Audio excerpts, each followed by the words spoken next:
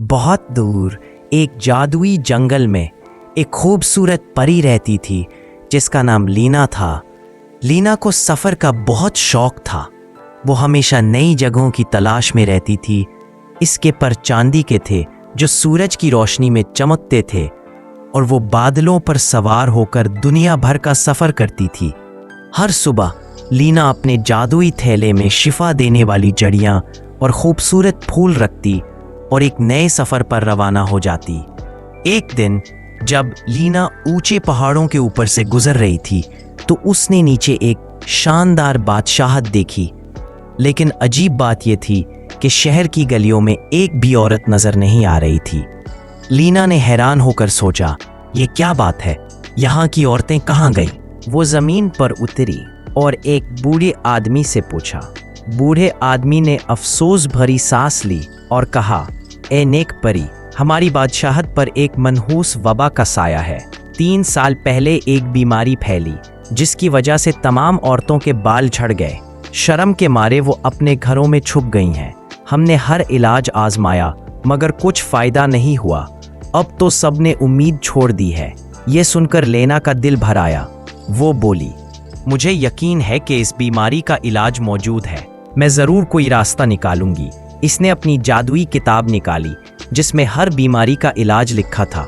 काफ़ी देर तलाश के बाद उसने एक नाम पढ़ा, सुनहरी शिफा का फूल। किताब में लिखा था कि ये फूल सिर्फ सबसे ऊंचे पहाड़ की चोटी पर उगता है। अगर इस फूल को दरिया के पानी में डाल दिया जाए तो हर बीमारी खत्म हो सकती है। लेकिन एक तनबीहा भी लिखी थी, खबरदार, इस फूल तक का रास्ता खतरनाक है। लेना ने हिम्मत की और पहाड़ की तरफ रवाना हुई। जैसे ही वो पहुंची, काले बादल उसके रास्ते में छा गए। बिजली कड़कने लगी, तेज हवा चलने लगी और उसके चांदी के पर भीगने लगे। लेकिन लेना ने कहा, मैं हार नहीं मानूंगी। इसने अपने थैले से सूरज का फूल निकाला जिसकी रोशनी से अंधेरे बादल छट गए और रास्ता साफ हो गया। पहाड़ के दरमियान पहुंचकर अचानक जोर की बर्फबारी शुरू हो गई। ठंड इतनी थी कि लेना के पर जमने लगे। लेकिन उसने इन औरतों को याद किया जो घरों में कैद थीं और रोती थीं। ये सोचकर उसके दिल में इतनी गर्मी पैदा हुई कि बर्फ पिघलने लगी। चोटी के करीब काले शैतानी परिंदे उस पर हमला करने लगे। वो चीख कर कहने लगे, वापस चली जाओ, ये फूल हमारा है। लेकिन लेना ने लगाई नहीं की। इसने मोहब्बत का गीत गाया। उसके गाने की मिठास सुनकर परिंदे खामोश हो गए और रास्ते से हट गए। आखिरकार लेना चोटी पर पहुंची। वहां एक छोटा सा बाग था जिसमें सुनहरी शिफा के फूल खिल रहे थे। तब अचानक जमीन से एक सुनहरी सांप निकला जो इस बाग का मुहाफिज था। सांप ने कहा, ये फूल हर एक के लिए नहीं, ये सिर्फ उसी को मिल सकते हैं जो कुर्बानी देने के लिए तैयार हों।